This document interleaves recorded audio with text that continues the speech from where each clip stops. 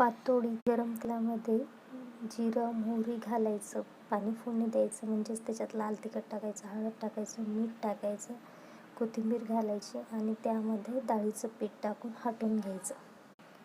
पिठलं तयार करून घ्यायचं आणि ते ताटाला तेल लावून त्याच्या वड्या पाडून घ्यायच्या छान. त्या वड्यावर थोडंसं ओलं नारळ असेल तर, नाहीतर सुकं नारळाचा कीस थोडासा आणि थोडं कोथिंबीर घालून त्याच्या छान वड्या पाडून घ्यायच्या.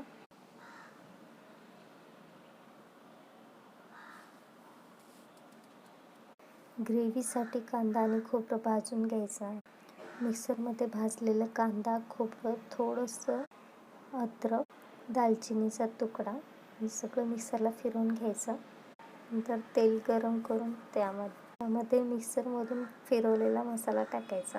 त्यामध्ये घालायचं लाल तिखट, घरी केलेला मसाला, हळद, चवीपुरतं मीठ, अद्रक लसूण पेस्ट.